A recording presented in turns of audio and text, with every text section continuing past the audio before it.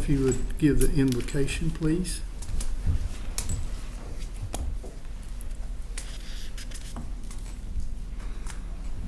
In the name of the Father, and the Son, and the Holy Spirit. Amen. God, we thank you for the opportunity we have today. We acknowledge that it is only through your grace that we have these opportunities to serve our community, and that it is through service that we please you most. Please help all of us to have open hearts and open minds. Please give us each the wisdom that we need to make the decisions that most benefit our community. Thank you. Amen. In the name of the Father, Son, and Holy Spirit. Amen. Thanks, Mel. Regarding the minutes, I've got a number of things here. Some of them are just typos, and I'm going to hand those to Norma. They don't change the context, so I'm just going to go through the ones that are meaningful. All right, so on page 2 of the minutes, that'd be the third paragraph, about a third of the way down. It says on October 4th, they were hosting the House of Energy Committees. I don't know what we were trying to say there. Was it the Energy Committee of the Texas House?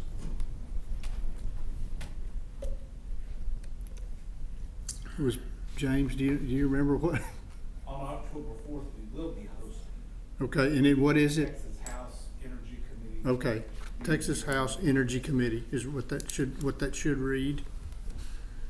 And then it says here, Mr. Beecham stated that there was a study done to see if it would be amenable to divert traffic off of 42nd Street. Mr. Cole questioned the location of the portions of the amendment county roads. I don't know what that means.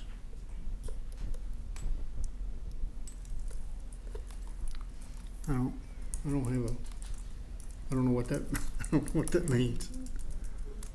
You know what you Less maybe, than 4. I just cross it all. I can say how it's out. Cross it all out.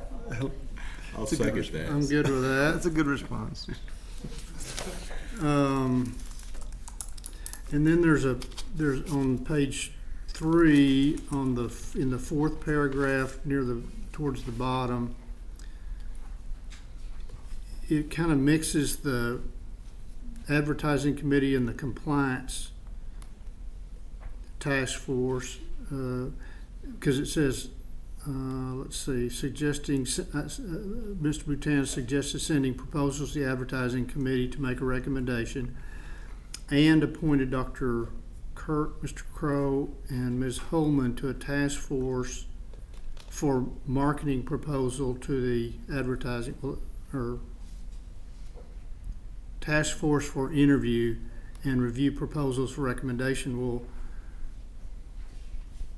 that should, I guess we should include maybe for the compliance proposals, a task force for the compliance proposals to interview and review proposals. So that would probably clear that up. So if we could add that language. Then the next paragraph, it says, Mr. Boutin stated some items were added to modify line matches consensus. And I don't know what that, maybe that should say something like that there were some additions in order to match the consensus of the group. Maybe that's a better way to say that. To the general development plan, additions to the general development plan to match the consensus of our group. I think that would fix that. And then again, there's some little typos, and I'll just hand those to Norma. I don't have anything else. Thank you. Anyone have make a motion to approve as amended? So moved. Second. Have a motion and a second to approve the minutes as amended. Any further discussion? If not, all those in favor signify by aye. Aye. All opposed, same sign. Motion passes. Tom, Economic Development, the Chamber.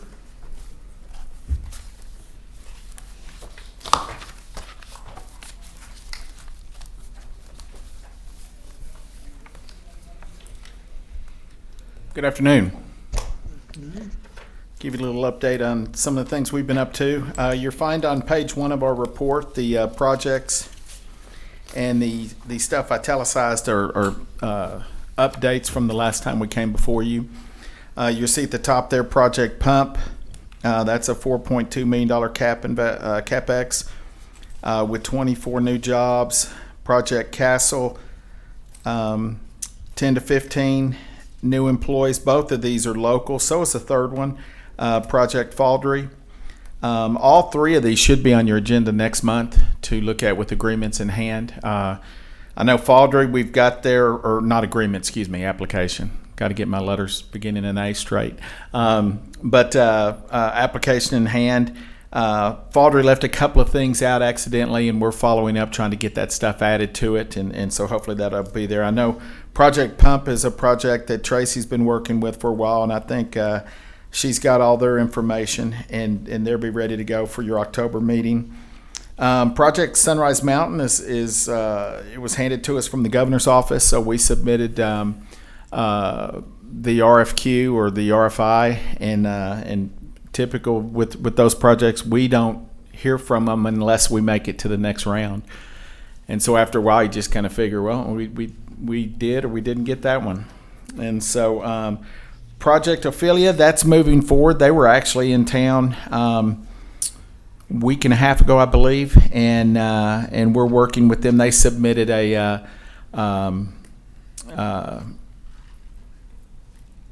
tax abatement request for us to review and then pass off to the taxing entities, and so we're getting those out. Should be first of the next week. We'll get those off to them, and that's moving forward. Project Lithium, we should have them in town in October. We don't know where them is coming from, but I think the Northeast in my conversations with them. But that would be a electric vehicle battery manufacturer with, they said at least a $1 billion capex, so that'd be a nice addition to the neighborhood.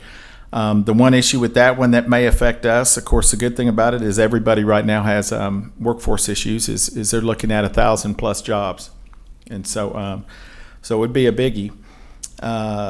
The next one I'll talk about, or the next two, Project Frost.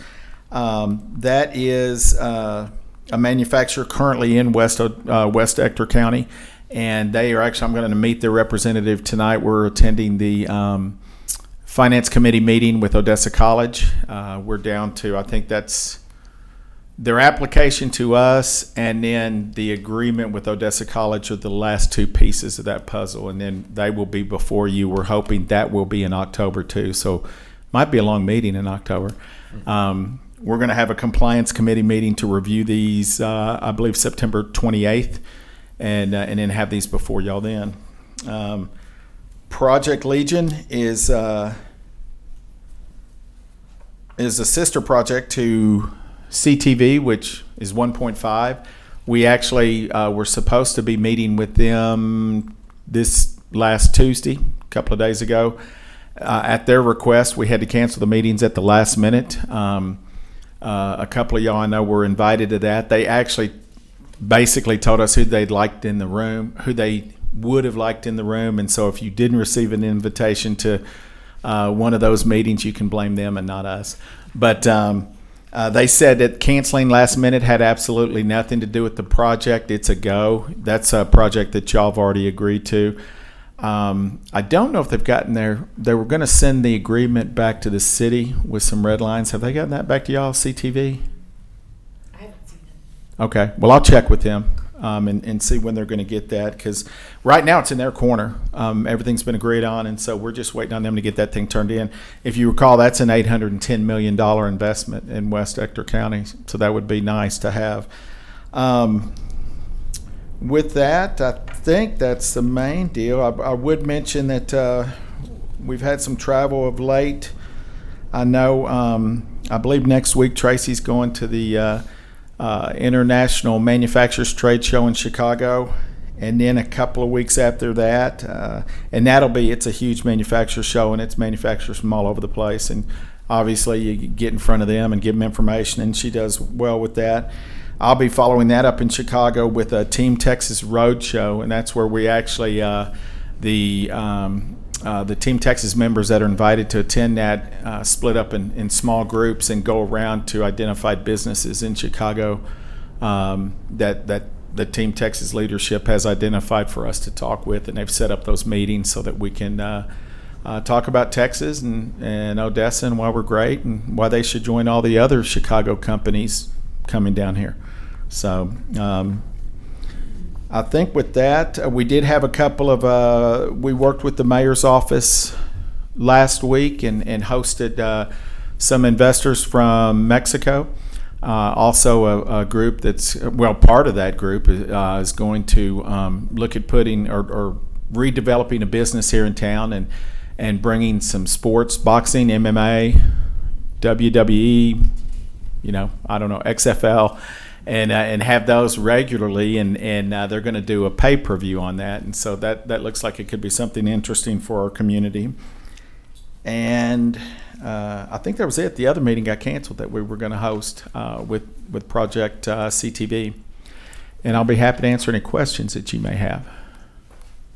I have a question came up in my presentation to the council in their work session about Roads USA. There are two pieces to that. One is the business agreement that we had for capital investment and jobs, and then the other was I think they were interested in soliciting grant funds for which would have been under our old $5 million housing reserve for workforce housing, and I don't remember them making a presentation. I do remember us approving the business agreement, and I'm on the manufacturing side. Yeah. So looking at this, it looks like to me that we've never executed the agreement with them. The agreement was approved by ODC. It's my understanding the agreement was also approved by City Council. They have not signed it. And that's on their end. Now, they did reach out to us a couple of 2 or 3 months ago, and they indicated they'd like to see some changes to the agreement. I think they wanted to see more incentive up front, and we told them you're welcome to put in that request, put it in writing, and we would get it in an ODC board meeting for the board to consider, because that's a board consideration. One of their principals at that time said he was leaving, I think, the next day to go to Australia, and they had not gotten back with us. I think Tracy talked to one of their principals today, correct? Yes. And they were gonna revisit it, because they mentioned today or yesterday that their Lubbock operation is extremely busy now, and so they may need to look more at Odessa again. And so with that, nothing's been executed, no checks have been sent out, no signatures. That's really the ball's in their court for the time being. But I mean, and if anybody else remembers, it's different. I don't remember any kind of a proposal coming from Roads with regard to tapping that workforce housing reserve to put in infrastructure and whatnot.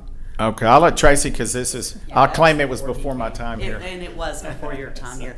Okay, so they had, actually Jill Miller was the one that had originally came to us discussing the tapping into that workforce housing monies.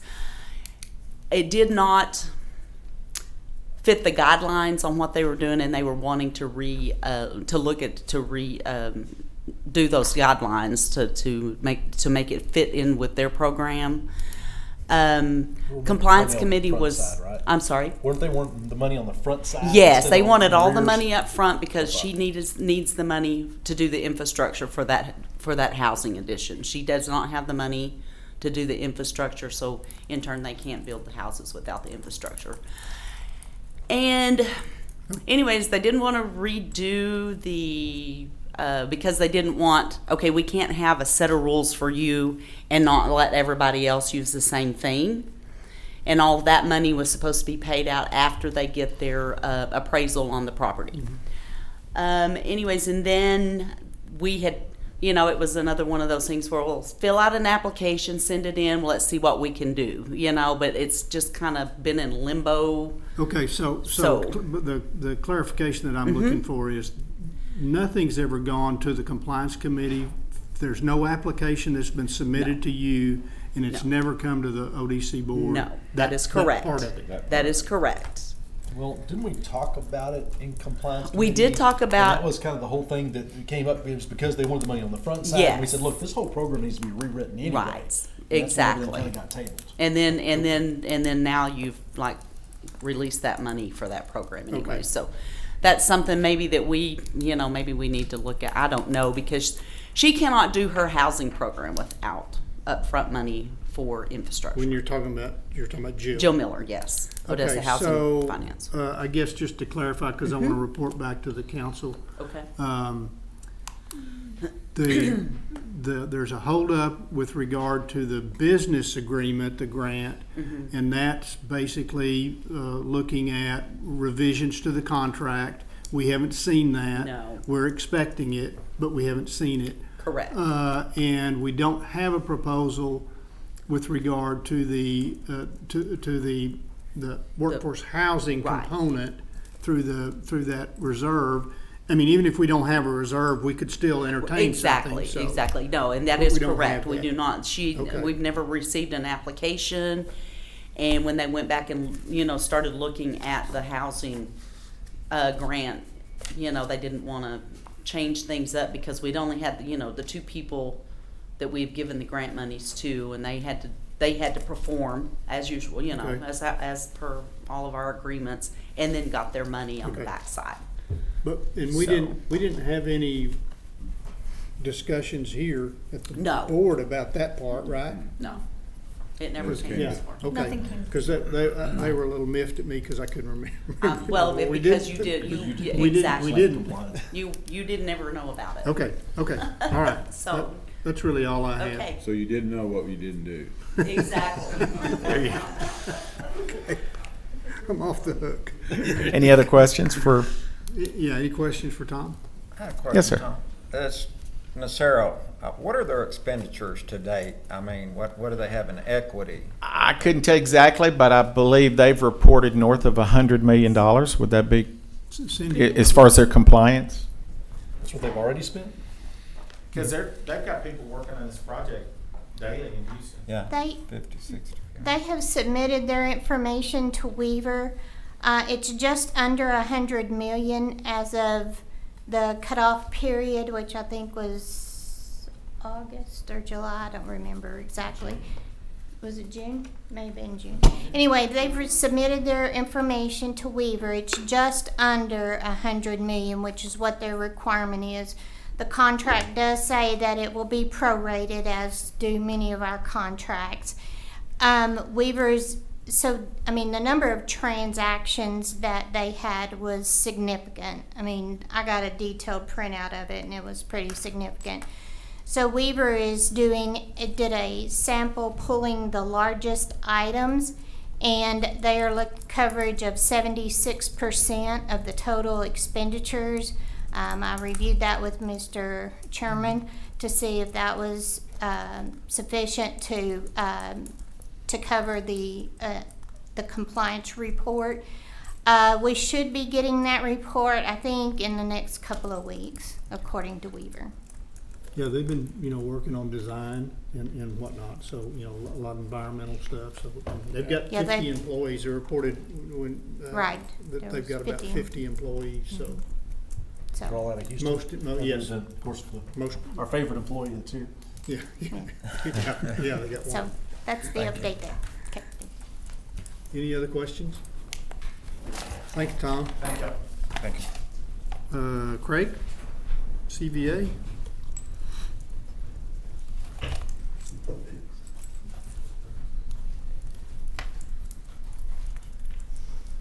Good afternoon, ladies and gentlemen. Hope y'all are having a great day today.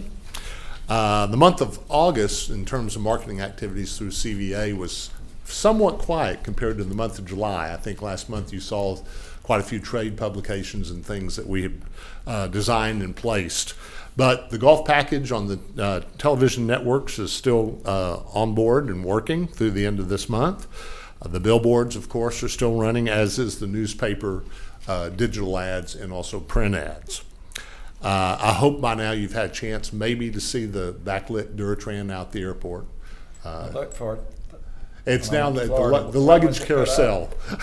I saw some very nice stuff that I was looking for it, but Yeah. I didn't spend a lot of time. Well, it's down in the pickup of luggage far left carousel. Ideal place. Yeah, because I read that's every that's one. where you stand Yes. and wait. Yeah. A quick report on the Permian Fuels America social media and web analytics. They were mixed this last month, in the month of August, primarily because Facebook numbers took a jump of 260% last month, and they were 20% down off of that. But so that was a little bit of a down. But Twitter was up, significantly, 269% in impressions and 15% spike in profile visits, which is good. And I did go ahead and project out through the end of your fiscal year, through the end of September, where we'll be on our budget, marketing-wise, for ODC. And I'm projecting right now we'll probably come in just right about 60% of what was originally budgeted. So say probably about $245,000, which is a good thing. So, I had one other question. yes, sir. Go ahead, Larry. Actually, two. That you were at the Nacero meeting, Yes, sir. and so in behalf of what we do here and our involvement with the public and the taxpayers' money coming in, Right. and I think they're always entitled to know any fresh information. Is there anything on our website or anything, newsletters coming from, generated by us, that relays that to the public, what our position is, so they don't, to ease their concern about it? Sure. We normally have on there whatever we have from Nacero, and we don't have a whole lot, Larry, going forward, but I'm sure Wes would be more than happy to share some of that with us. We surely don't want to put anything on there that they wouldn't already approve in the Right, but I'm just saying to the public to give them a posture Update at 'em. this particular time. Yeah, because the other summit went so long and nothing ever said, and so this thing, you got to keep people eager, and it's such a good thing, and I feel good about the science and everything involved in it. Right. And we can certainly do a release about their visit last week, of them coming in and talking to city leaders and updating them on project. So I think that's a good idea. The other thing, the mayor indicated that he was gonna be talking to the ODC American, that they had been asking him questions about it, and so he got some clarification of what he could provide to them as I well. see. So that should be happening probably within the next week or That's so. great. Good, thank you. One other question. Yes, sir. And for clarity, when we were talking about social media. Yes, sir. And network advertising, and you said you were, in the upcoming budget, you were transferring some of that over to the Chamber of Commerce? Actually happened 2 months ago. And Yes, what sir. are they doing with it? What have we got for results so far? Well, they were generating that report now, and we'll be able to report on that. We're doing strictly Permian Fuels America until we find out whether there's going to be a regional effort to do that. But do you track what they're doing since it goes through you first? And Well, we have the same analytics that they have, Okay. and so we can watch that as well. Okay, and how's it doing? I mean, post 2 months into it. Well, it's early, but I think it's generating some good attention. It's in the packet. I'm sorry. It's in the chamber packet report. Okay, very Yeah. good. Thank you. I was looking at some of it, and Yeah. so I didn't know if you still had efforts going on or if it all transferred over there, if that was. Well, we still generate the analytics for Permian Fuels America, and we see all those things come up Okay. as well for the All right. ODC. Yes, sir. Okay. Well, I think that's all from. Okay, Thank very you. good. Anyone else? Any Yeah, other I had questions? a quick Yes, question, Chris. Craig. So I noticed like on our Facebook reach for the month, the reach was up 991%, but our page visits were down 23%. Mm-hmm. What would cause that? For the, I know the reach is people that get kind of see it, and I guess the profile visits are they go in and select it and go in and look. And they're at it. looking specifically at Yeah. it, yes, yes. So what would cause that disparity? Well, some of that has to do with organic search versus going through and looking at different things, and then you end up on that site. And organic is when they're actually going in and looking specifically at what you're have to say. Okay. Yeah. Was that spike on ODC or was it on Permian Fuels America, Chris? I think it's ODC. Okay. Yeah, it looks like just ODC because it said it was up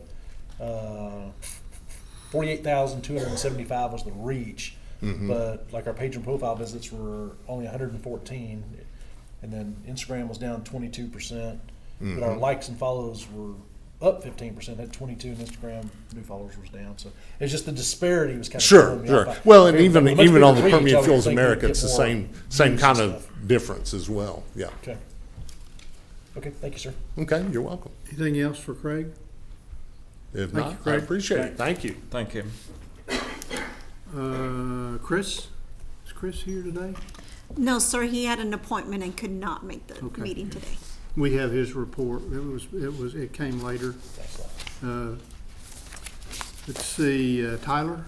Is Tyler here today? We get the newer, better version. Yeah. We got the new, better version. Good afternoon, Council. I am going to present this for Mr. Patton. My name is Kathleen McNeil, and I work for the Small Business Development Center. Currently, he is away at training in San Diego for the annual ASBDC conference. And last month, for travel, the entire office attended the annual regional SBDC conference that was held in Lubbock. So we were out for an entire week, the week of the 15th of last month. The numbers, as you all will see in your information that was provided for our report, was we had 213 counseling sessions for the month of August. We had 172 counseling hours. One new business was started and creation of 11 new jobs with a capitalization for the entire month of $1,162,500. And this month we will be presenting 3 training seminars.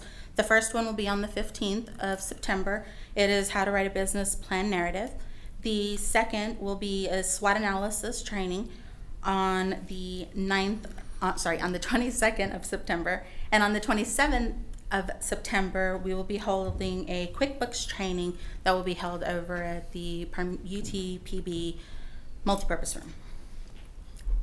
Is there any questions that I can answer? What sector was the new business in? You know, I don't have that answer for you. Okay. He didn't tell me I needed that one. Okay, you don't recall or weren't I familiar? don't recall All right. what sector it was in. Thank you. I know it wasn't here, unfortunately. It was in Midland, I believe it was could have been Andrews, I think. right? Oh, But area particular, I'm not sure. Well, thank you very much. Thank you. Any other questions? thank you, Kathleen. James?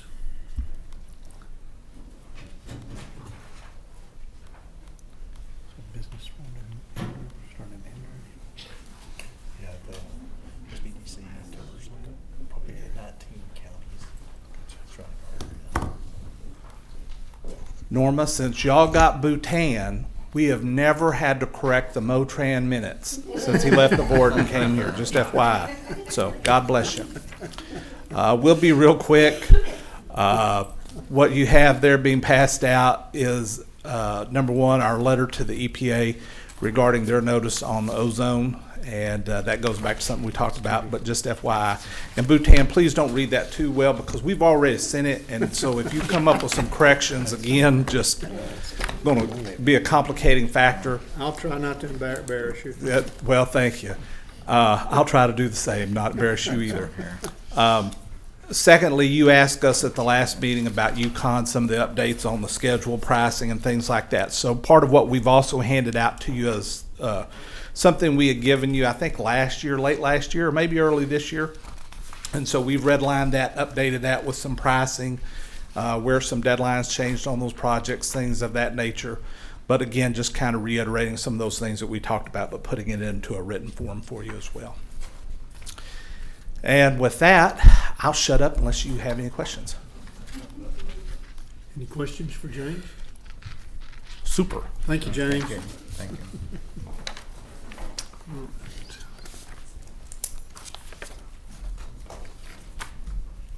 you. Larry? Oh, we got Cindy. Cindy. We just try to trick y'all sometimes. Okay. Okay, in front of you, you should have two packets. One is the June revised financials, and one is July's revised financials. So let me give you a history on what transacted. So, as y'all will know, can y'all hear me? Back in May, we finally paid out on Cage. We had a lot of difficulties between them and Weaver getting their first year compliance done. It was actually due April of 21. So in the 9/30/21 audit, we accrued their $63,600 payment into that fiscal year because that's the year it should have been earned and paid out. Okay, and that's following our governmental accounting standards. So when the payment was finally made at the end of May, it got charged on the financial statements as an expenditure, and it should have offset the accounts payable that we had set up for that. Okay, so in the May financial statements, I caught that and fixed it. What I failed to do is make sure that the adjustment got posted into the books because it's an actual adjusting journal entry into our financial statements. So when Larry prepared the June financial statements, that entry had not been recorded. So if you'll look on page 1, you'll see as reported, the only numbers that have changed is accounts payable went from $145,870 down to $82,270. And then the other change would be obviously in your unreserved fund balance, that number also changed. So go to page 2 and I can show you why that changed. So the difference between what we accrued of $63,600 and what we actually paid them of $59,059 is about $4,500.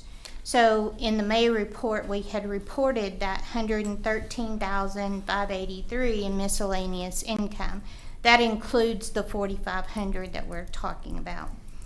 And then, as you can see down below, under the line item business incentives, that $59,000 that was reported previously in the June statement is now gone because that expenditure was accounted for in the prior year. So is everybody following me so far? Mm-hmm. Okay. So that's the net effect of that transaction. So if you'll go over to the 4th page, which is called the investment summary page. So to answer Mr. Crow's questions about the reconciliation of these items, I think I've showed that down here below. So the issue that we're talking about really didn't play into this because that was shown as a prior month entry on the June statements, okay? So the total amount of the payout of the $412,282 is It's created by the expenditures on page 2 of the 360,3065. And then we paid accounts payable from May. We paid those in June. So it was expensed in May's financials. In June, it affects the cash balance. And so that's the calculation of that amount right there. And I went ahead and showed you the others. You also have to look at the change in receivables to tie out the interest earnings to the interest that's shown going to the investments and the interest that's shown on page 2. So I think you can see all of that reconciles out.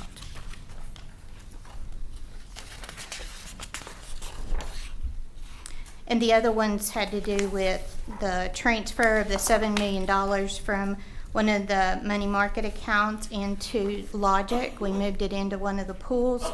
We bought an investment for $704, and that's reflected there. So, okay.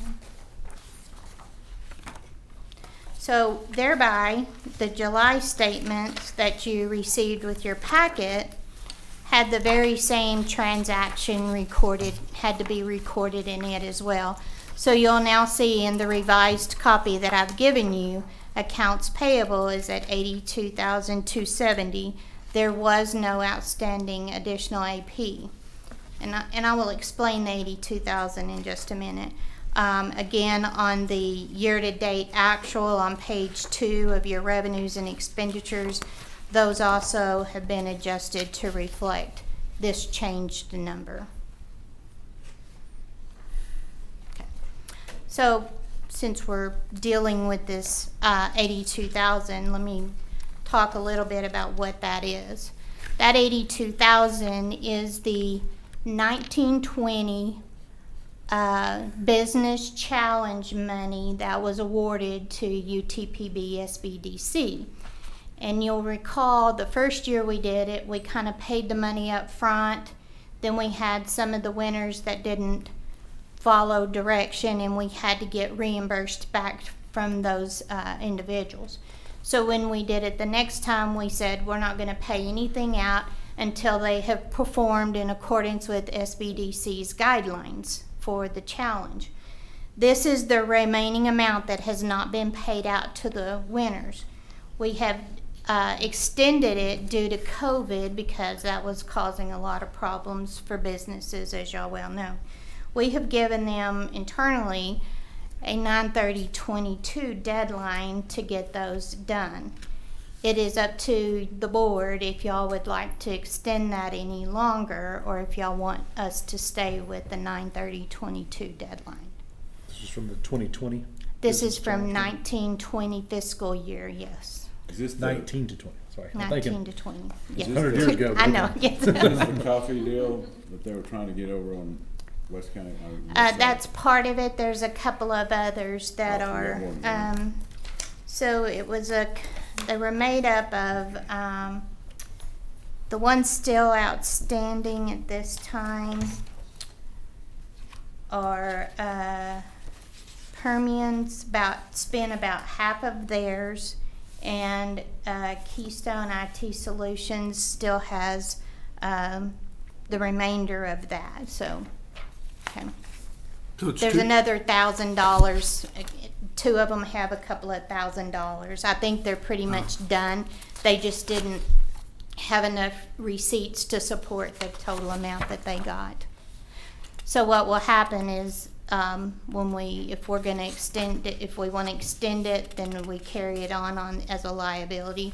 If you are willing to just release it at 9/30/22, then we would take that money back into income But for at this ODC. point, they've received correspondence that says Yes. the deadline is Yes. 9/30/22. Yes. And I've been working with Ryan Pickett, I believe is his name.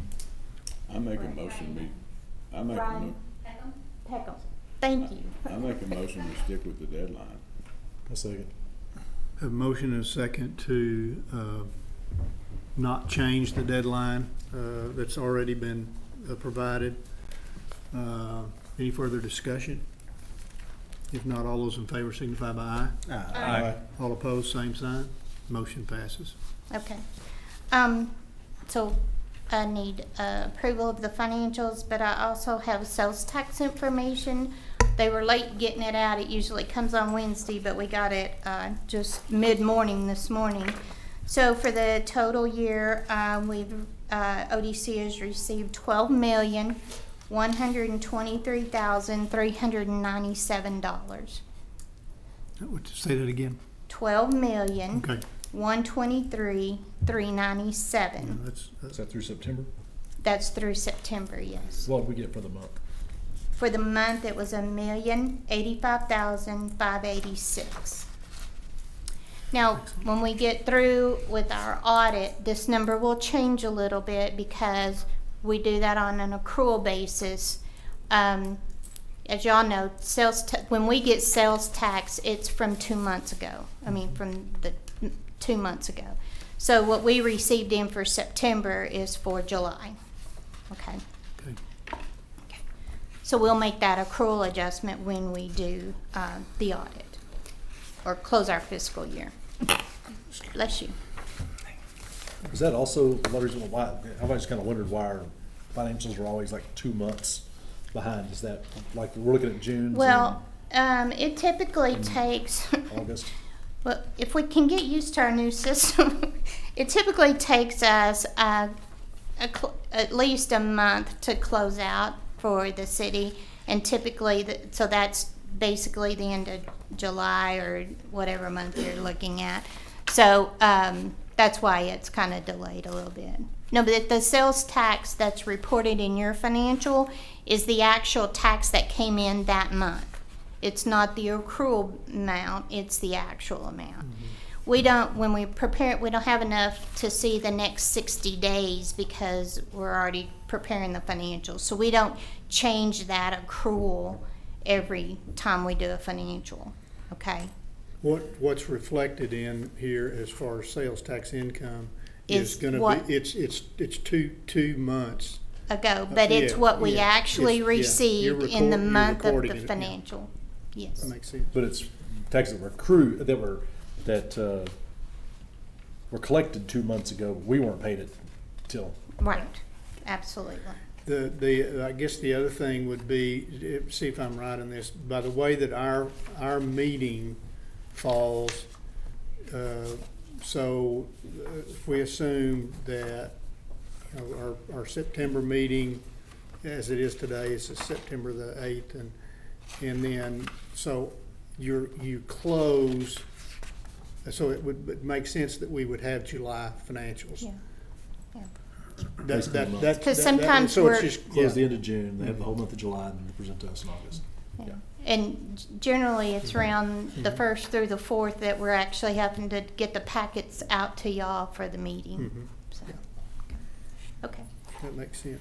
So if I could have approval on the financials, then I'm good. Motion to approve the financials? Motion to approve. Second. A motion and a second to approve the financials as presented. Any further discussion?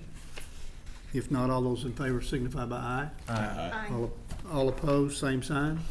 Okay. Motion passes. So still under administrative support, we are, just so y'all are aware, we gave you an update on Nacero. We will be looking at the West Texas Food Bank report today. Apergy, they are missing one piece of information. They should be getting that hopefully this week, and they will be able to wrap up that one. We're still having some issues getting all the information and support from Cage. Select Energy is still getting information, and FMC Technology, they had a couple of discrepancies. They're trying to figure out what it was on their payroll deal and then get it to Weaver. So all of those are on hold for right now. They have started the process of reaching out to UTPB for the student enrollment stuff that goes through the summer sessions, and then they'll be able to work on that report. Okay? Okay. Any other questions? for administrative support? All right, if not, we'll go to the resolution. Let's see, this is for the investment policy and approved brokers and dealers, financial institutions list. Larry? Thank you, Mr. Chairman. The item before you today is the City of Odessa and the Odessa Development Corporation's investment policy, which would be effective October 1st, 2022. This policy is required under the Public Funds Investment Act, PFIA, and is prepared in accordance with the Government Finance Officers Association, GFOA, recommended practices and is required to be updated on an annual basis. There are very few changes to this policy from the one from last year, namely that, of course, the year was changed, obviously, and there was one grammatical change. Following are a few points of emphasis and information regarding the policy. Number one, the policy includes all financial assets of the city and the ODC, except for the Fireman's Relief and Retirement Trust Fund. Second, the policy identifies the objectives of the investment policy, as well as allowable investments, and outlines the reporting requirements. Third, the policy identifies the investment officers, namely the Assistant City Manager of Administrative Services and the City Director of Finance. And finally, fourth, the policy lists the 4 approved brokers dealers, which are the same as we did have last year, although one broker, FHN, has a different representative than they did last year, and those are the only changes to the policy. With that, Mr. Chairman, I'd be happy to address any questions. Obviously, the City Council is also considering this, and will be on their agenda for Tuesday night's meeting next week.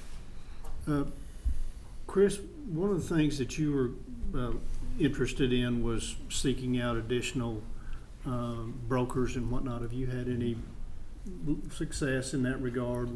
I did. I had one specifically. It was actually the branch manager for Smith Barney over in Midland, that for Solomon Brothers, that responded and said they would be interested. And then I sent him over a copy of the investment policy that we had for last year. At the time, he was in actually California. He actually called me from the road, and but I have not heard back from him yet. Okay. So if we, how hard is it to add broker dealers? Yeah, that was my question. I might have to defer to Ms. Muncy on that. As far as that, I don't believe it'd be impossible at all. No, we would just have to get their information credentials. I think we have to do like a cursory review of them, and then it would have to be taken to both the board and to the council to amend the list of approved brokers. Yes. But that could be done at any time. Yeah, I think we'd have to do that anyway, wouldn't we? Yeah. So Okay. And frankly, if I may add to that too, we get calls constantly from brokers all over the country. It's not hard to get people interested in selling securities. Mm-hmm. And so we actually receive information from probably at least a dozen brokers now that comes in. We aren't authorized to deal directly with them, but we have discussions frequently with them to try to follow trends, suggestions, recommendations, those different things that they may have. So it's not as though these are the only 4 we talk to or the only 4 we get information from, but these are the ones that we are authorized to deal with at this time as far as purchasing goes. Out of any of those conversations that you have with others who are not approved, have you ever had anybody that stood out and said, hey, we need to get them on our approved list? It's difficult to say for sure there. There was one I just spoke to yesterday that had a rather novel approach to purchasing municipals, basically municipal bonds, and trying to acquire them in a different way. So we do listen to them. I haven't had anyone that I felt like we just got to add this one. If Mr. Crow has one that would be appropriate, there's certainly nothing wrong with that. These are not really exclusive or anything, but these are the ones that we've had a history with and have continued to have ongoing discussions with them about potential investments. Okay. which one of these handles our purchases like for the government pools? You mean for the municipal municipal bonds? No, like TexPool and. None of them do that. We do those directly with TexPool, Logic, and Techstar. And well, we don't have a Techstar for ODC, but we deal directly with the investment pools. I'm just thinking to make sure we're in compliance. I'm trying to figure out how we can purchase those securities outside of these broker dealers. We're not actually because they're not listed anywhere in our investment policy. We are not actually purchasing investments from them. We are investing funds within those pools. And the investment pools are, as I understand it, an exception to the Public Funds Investment Act that allows the municipality to invest in those pools should they choose to do so. Yeah, we don't they don't have to be a approved broker for us to participate in government pools, government investment. Okay, I may get with you guys later on it, just 'cause I want to wrap my mind around it a little bit Yeah, better. and I think, I'm trying to think where it is. There is something in our policy that talks about us investing in pools. I remember seeing something on it, but, yeah, wait, I just saw that. Local government investment pools organized, whose assets contained with PFI, obligations authorized by PFIA, and they have to be rated no lower than a AAA, AAM, or its equivalent. So, they have to stay within that category. And so we basically do with the top investment pools that we have here in Texas, which is Tex Pool Logic.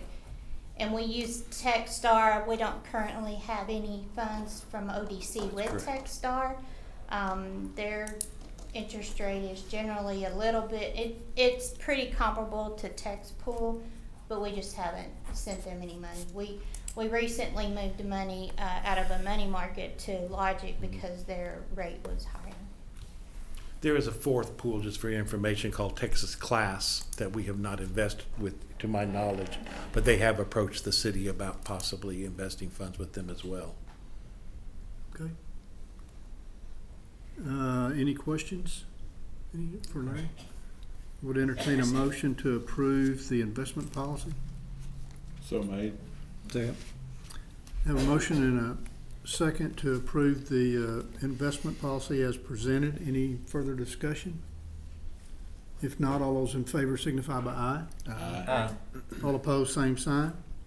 Motion passes. Thank you very much. Larry. Okay, Cindy, getting your exercise today. Okay, this compliance report from Weaver is for the West Texas Food Bank.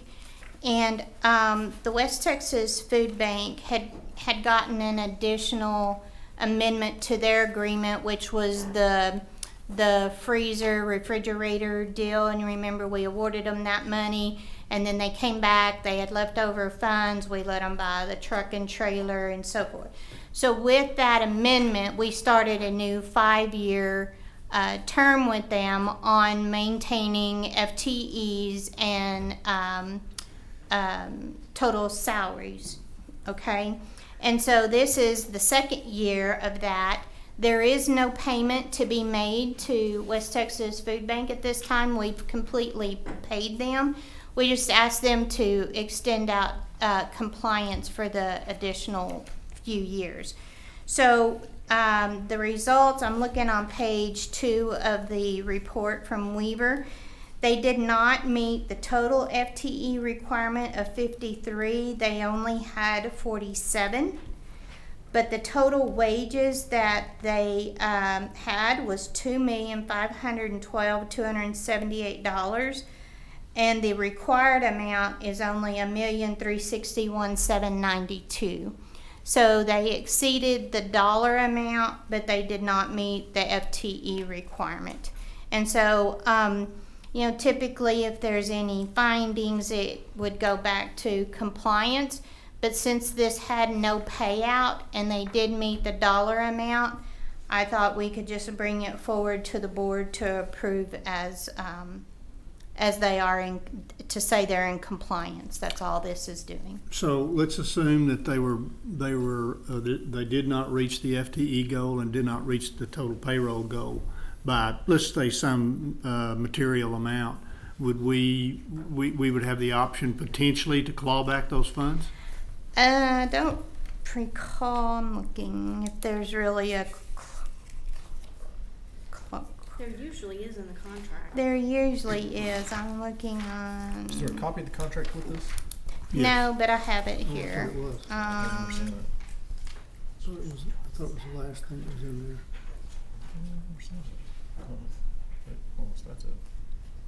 Cindy, it's usually towards the back of the contract. Yeah, no.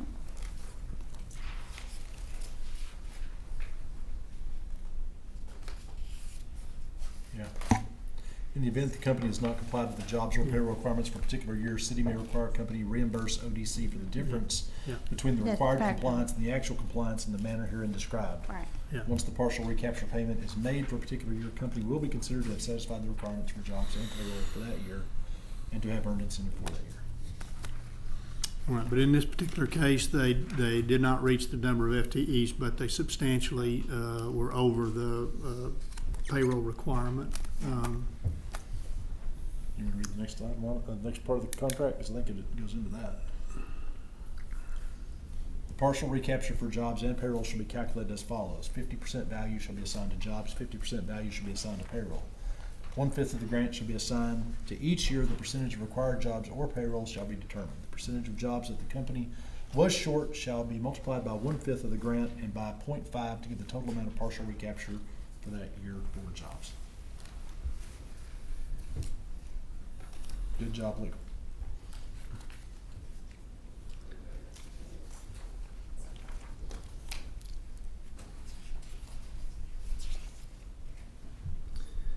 Does anybody want to do that math?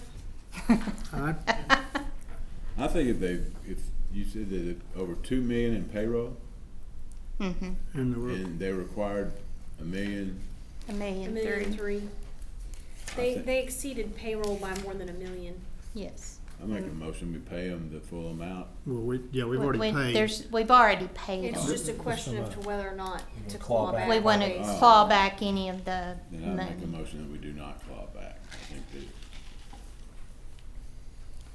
that I second the motion. Have a motion and a second. Any further discussion? If not, all those in favor signify by aye. Aye. Aye. All opposed, same sign. Nay. Motion passes.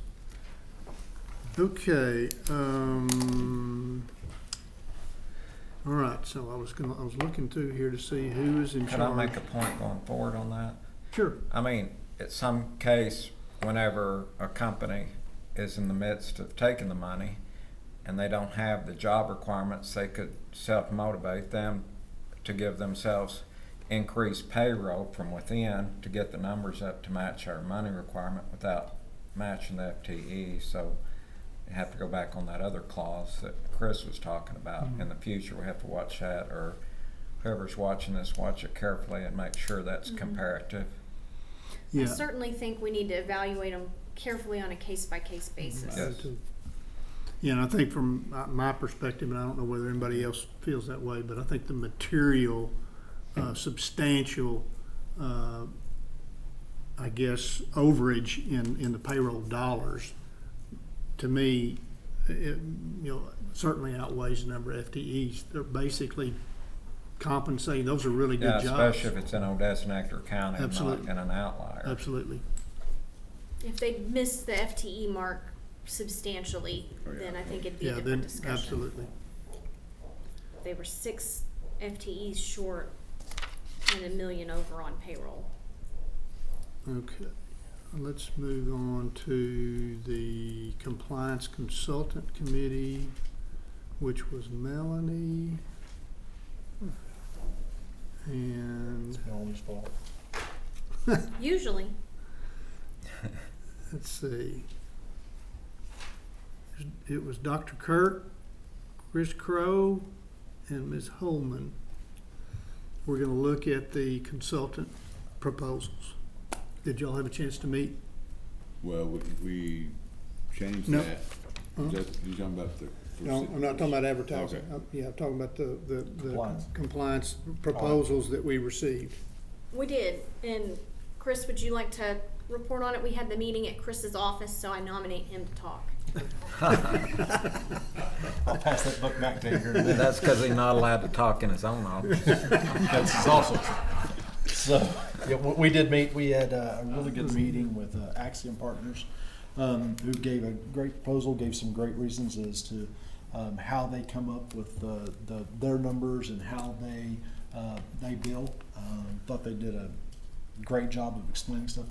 I really like the proposal personally. I'll let Dr. Kirk and Melanie both chime in here in just a second.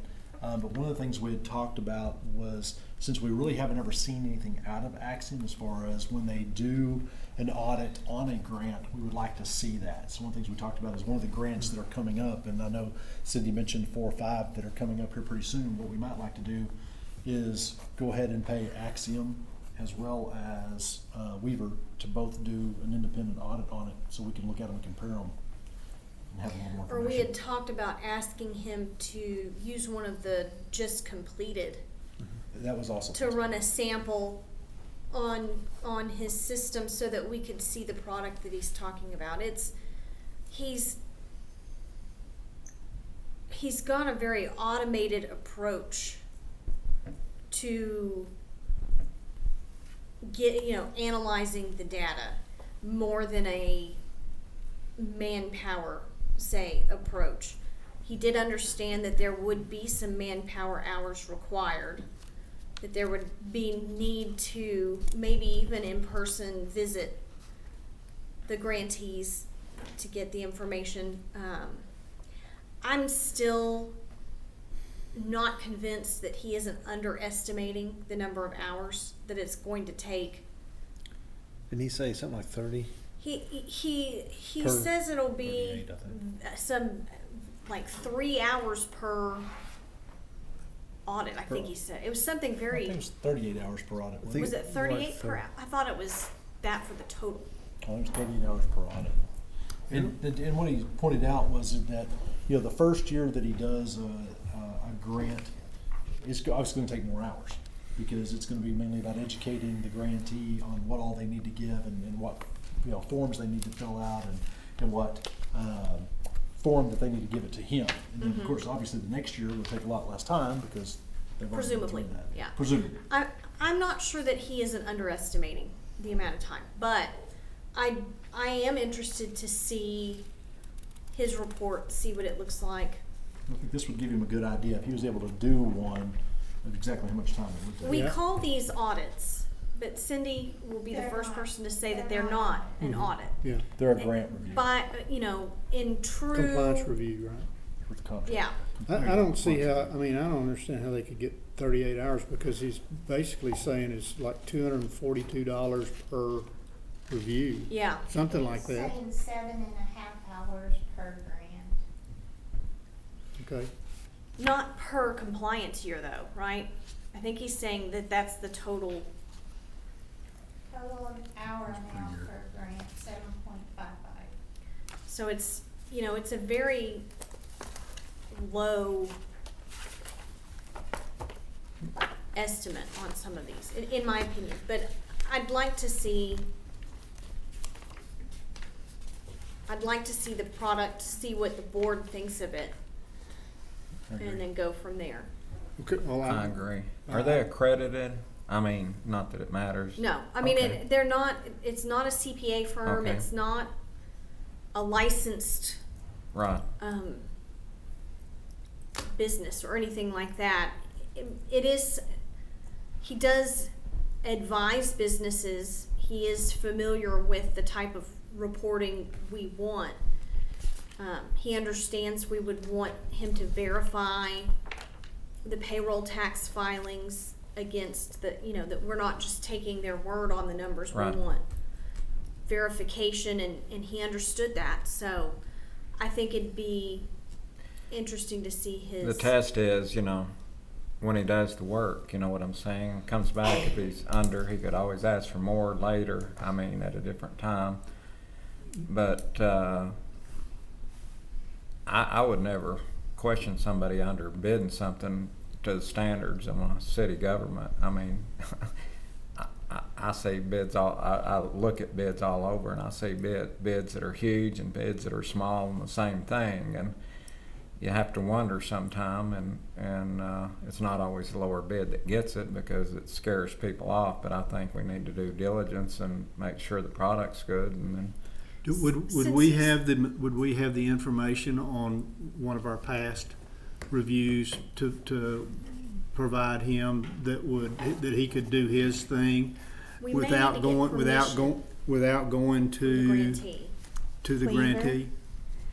I mean, I don't know that, I mean, the way that it has been set up with Weaver is they contact the company, they ask for the information that's necessary, they get it, they review it, and it's their professional work that's done to deliver the report. The question I might have with an automated system is every one of these are going to have a different software system for their payroll and stuff, so I don't know how easily you download those into whatever his automated system is. I think he has written he explains it like he has written a software That's product. why he could probably code it himself, so. Was that your understanding? Yeah, I mean, I'm not we brought super that up technologically savvy. And basically, so, we send them over, and they can log right into his system, and it tells you, upload your quarterly 941s, upload payroll, upload your employee list, and kind of as they do it, it checks off each piece of it. And it's extremely easy to follow, and you can use multiple formats to get the information in. So, and then from that, they extrapolate and give us a report. But it is a system he has written. Okay, so And he said he had a CPA on hand from Austin. from Austin. Could he Some utilize- canned Is he- software you buy to retrieve that, you get a lot of whistles and bells you don't want. You only use a small portion. Right. If this is customized and he wrote the code to it, it might might in be. fact be. Yeah, So and that's then the reason why we wanted to see the Yeah. product. the other thing I would caution was most of your payroll system has sensitive data in it that a lot of, like even when we do it, we have to go in and what do we call that? Redact Social Security numbers, those types of things, so Full that names. that's not, full names, so that that's not available to whoever. I mean, He that's said that's not a confidential problem with that. information. So he's works with that. So. Okay, good. So do you have a suggestion with regard to how we might test this contractor?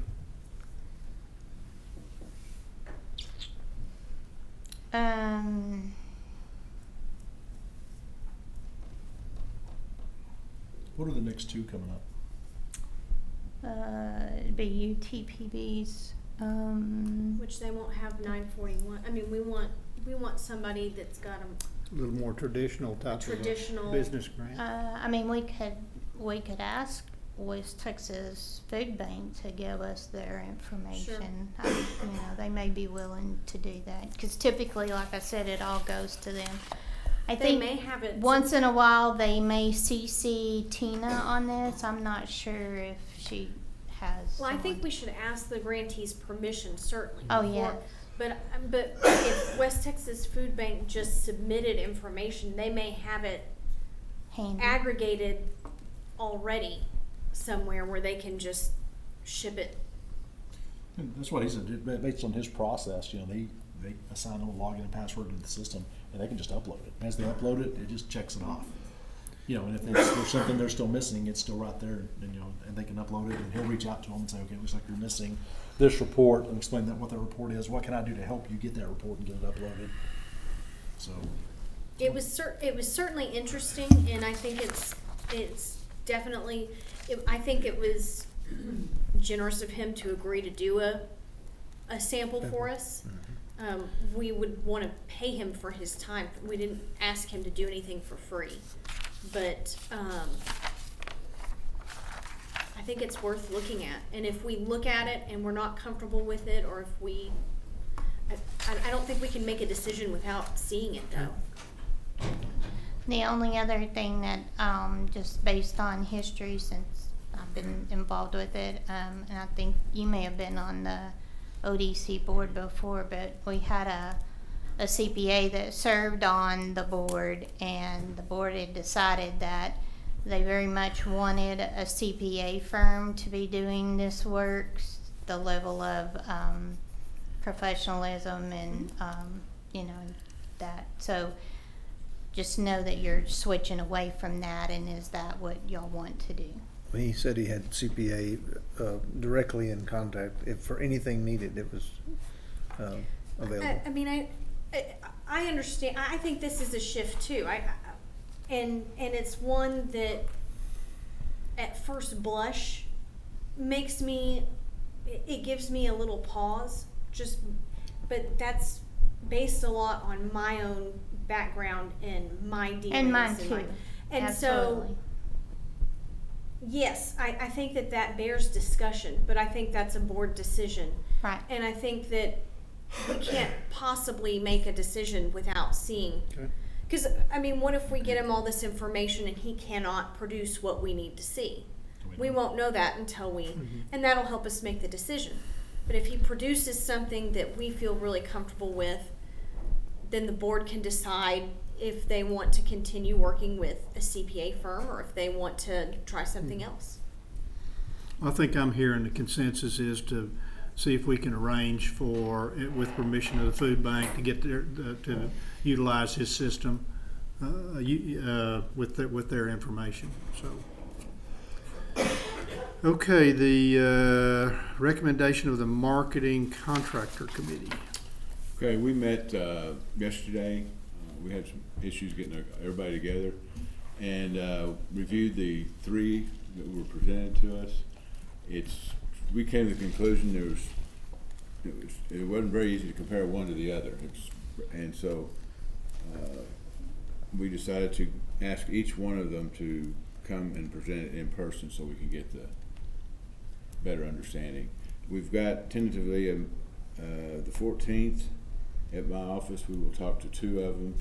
The third one we'll have to do we're going to try to do on the 21st and have an answer back we'll have a decision made by the 23rd. Okay. Get it ahead of the end of the month. You'll have a recommendation ready Yes. by the 23rd, okay. All right. I knew this was coming. Well, so your next board meeting's in October. Your current contract expires September 30th, 2022. So what would you like to do with that? Would you like to extend it until a decision is made by the board as to what they want to do? And we need to ask that vendor if they're willing to extend their contract. We're lucky that vendor's here. He is. Just to keep y'all on track. So what the committee's recommendation in that regard? The discussion was going month to month. I was trying to get the answer by the 23rd and maybe email the board to confirm it so that because I knew we had the end of that month, and then the board respond by an email to confirm our recommendation. Is that possible? I don't know if we can do that. Well, I think it would be more reasonable if we probably extended it at least 60 days to get past the October meeting. I think we allowed in the RFP them some time to be able to get their whole setup done if you switch to someone new. So that's going to take them 90 days, 120 days. I mean, 90 probably. 90, everybody agreed with 90? Will that work? It's fine with me. Greg's good with 3-month extension. Legally, we need y'all to do something to their current contract to extend that 90 days. We'll need an action by the board as well, I would think. Motion to extend the CBA contract by 90 days. Can we do that in this meeting? Or do we need? Well, It's on the agenda. it's part of this, Okay. yeah, it's part of this item. I don't know why we can't. Second. My only comment, we couldn't say this just briefly.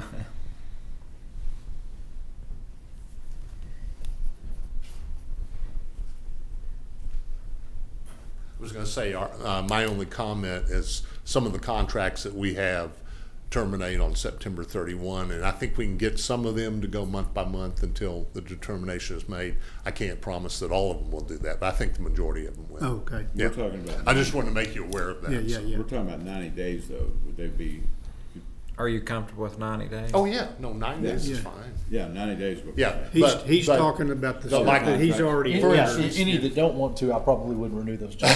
Exactly. Well, there may be some we might want to, but we'll see. Yeah. Excuse me. Easy. In fact, we've already have a couple of them going month to month anyway, so I don't think it's gonna make that much difference. Okay.